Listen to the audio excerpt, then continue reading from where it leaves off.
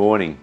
Many years ago, when in my late teens, I was invited to a weekend away with the local young adult group at the church. A church I had some kind of fringe association with. I've been part of the Sunday school for a number of years, and then this sort of Sunday morning youthy thing for a bit, on and off. And I was invited. I had nothing else to do that weekend, a weekend by the beach, why not? So I accepted the invitation. At the time, I was picked up by a couple and another guy whom I knew a little, and we drove an hour south to Austinmere and got acquainted with each other, I guess, in the car. When we got there, it was a large, rambling house, guest house. It was a comfortable place.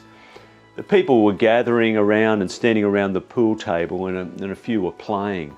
And I was introduced to those I didn't know, and meeting up with some that I had some acquaintance with, and being welcomed, feeling a bit strange or out of place. Whilst I knew them a little, this was a new experience for me.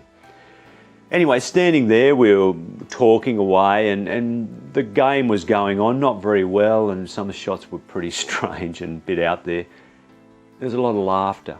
Laughing with people, not at them, which was a little bit new and different for me. And as I'm standing there, I'm thinking, gee, I'd like to have a game of this, but knowing that my turn would come much later in the night. I was a newbie and one of the younger ones, and I had to wait my turn. I was way down in the pecking order. And so the game that was happening finished, and they were debating whose turn is it, when one of them came up and thrust the cue in my hands and said, Jeff, you have a go. And I must have looked stunned and surprised, and they said, yeah, come on, your turn. And this didn't make sense to me. The context of my life at that time was being part of or going to a boys' high school in southwestern Sydney, a state school.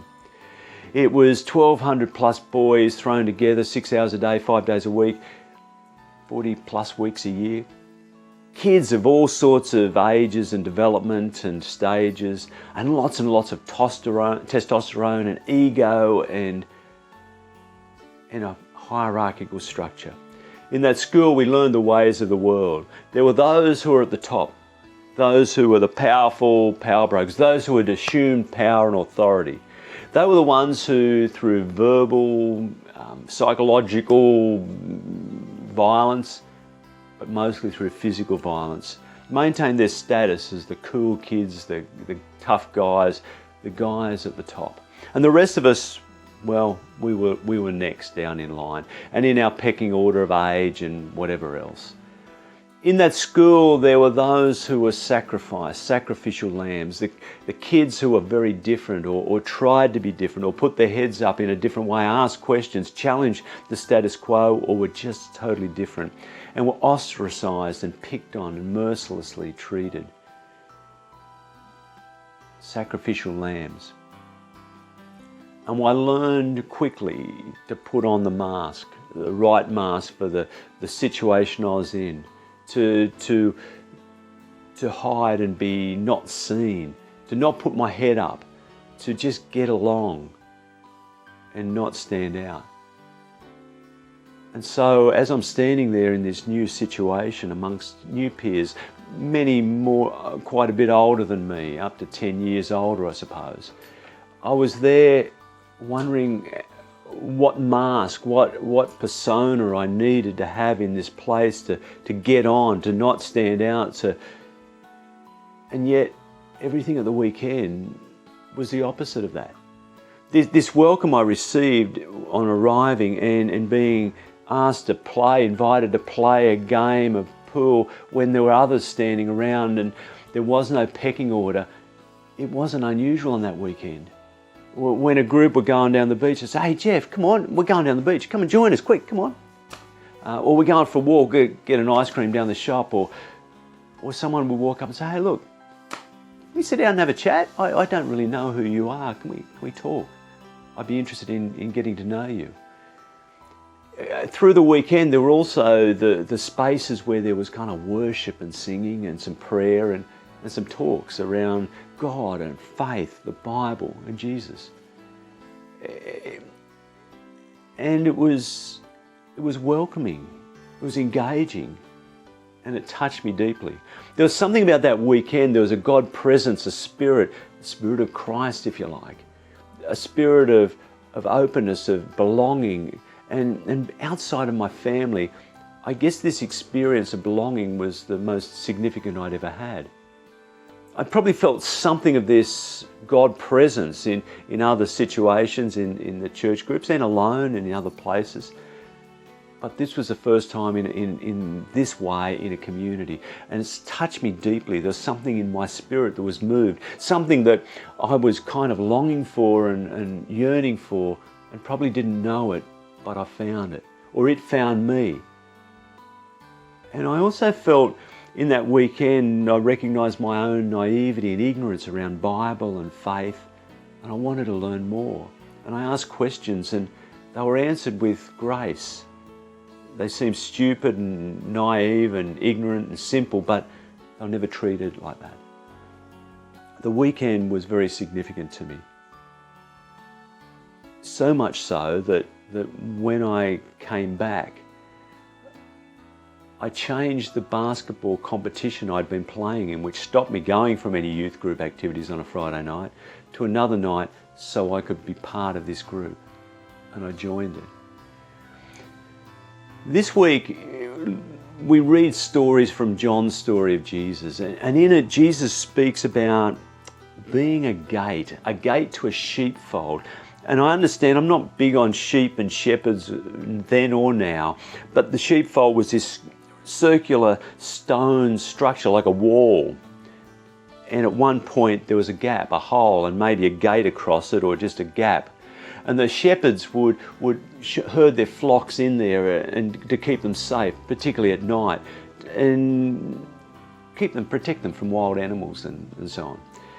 If there was no gate there, it said that the shepherd would lie across that entrance so that nothing could get in. He could protect the sheep. And Jesus says, I'm the gate. And it got me thinking, what the gate to what? What is this sheepfold? What is this metaphor about? Later on he talks about being the shepherd. And in John's story and in sort of the Jewish writings particularly, there's lots of talk about shepherds and sheep. And the shepherds are leaders, kings and princes and emperors and leaders of the people in some way, religious and political in all sorts of ways.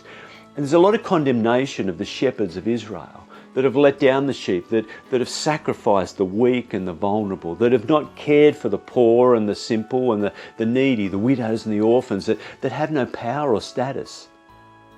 But they've been abused and used, and people have used them to make themselves richer, have stolen from them. And Jesus says, I'm the gate, I'm the way in, and it's an open way. Others come in over the wall, and they are thieves and bandits come to steal or kill. And I wonder what this sheepfold is. And as I thought of my experience on that weekend away, it seems to me that the sheepfold is like the reign of God, this alternate way in the world that Jesus lived and proclaimed, this way of God which is open for anyone, which is inclusive and generous, which is about justice and love, about kindness and compassion, about inclusive belonging, a place where everyone can come and belong and contribute to, where everyone is not just welcome but valuable. Everyone is equal but different. Everyone brings their own strengths and weaknesses, brings something to contribute to the whole, but also some ways in which they need the care and the love and the gifts and skills of others, where we share what we have and we live together, and people don't have too much or too little, but everyone is cared for and looked after. This is what Jesus was talking about, and yet there are people who break in to steal what they can, to take from the sheep, from the vulnerable, from the weak, or those who need care. There are those who who I guess look at God and see they want to be godlike. There are people in our world who are narcissistic and egocentric, particularly amongst world leaders or corporate leaders or even religious leaders and community leaders. People who feel that they are better than everyone else, and they set themselves up as better than everyone else, and they lord it over the others, and they rule with domination, with violence and strength, and they don't care for the weak or the powerless, those who need more help and care. There are those who in our world promise all manner of things, promise the kinds of things that you get in this reign of God. Happiness, although that's not quite the word, joy, fulfillment, meaning, depth of meaning and purpose in life.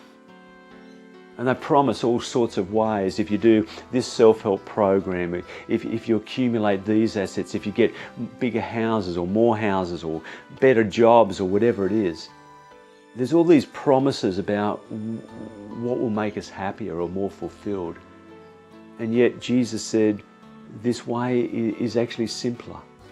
It's to let go. It's to let go and experience life with one another, to belong together, to sit around the same table and share. And we see this in the stories of the early church. The stories where people gather around the table, men and women, young and old, slaves and masters, a radical group of people that share food and life together in ways that the world around them never could or would. And this is what Jesus invites us into. And he says, I am the gate. I'm the gate, I'm the way in and out. I'm the way that is open and generous and hospitable and welcoming. And it's like I experienced it that weekend away. I was invited and welcomed and included in everything. I was given the opportunity to belong.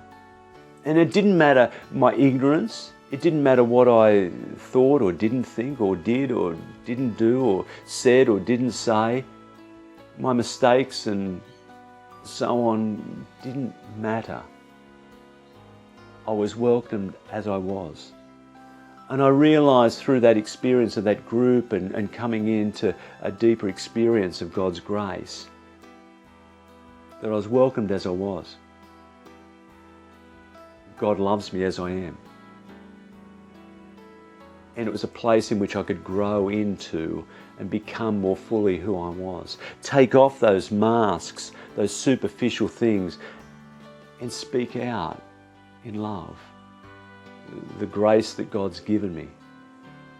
In the stories that John tells, there's this sense that Jesus throughout is this sacrificial lamb, this one that the world cannot cope with, who puts his head up, who speaks out, who speaks a different way, and his way of love and grace and justice threatens the powers of the world, the religious powers, the political powers, the powers of empire, and they can't cope. And so they cut him down. And for John's story, this Jesus is a sacrificial lamb once and for all. And he becomes the way into God's grace, who shows us the way and opens the way and is the gate, the doorway, and becomes the shepherd who cares and provides what we need. This is the way of God, and I'm so grateful to that group of young adults many years ago, and to so many other groups and people who have shared their wisdom, their life, their love, and have cared for me and helped me to grow. And help me to understand and experience this grace of God, this relationship with the living God, this presence of the living God that is always with us, this reign of God which brings hope to the world, which is the deepest and richest and probably only hope for our world, a world where we can share together and not use violence and hatred, but to come together in love and relationship, to listen and learn and grow, and work with each other to make this world a better place and to care for its creatures and for the earth itself. What about you? What's your experience? What is it you yearn for? The grace of God is there for all of us. Come and receive.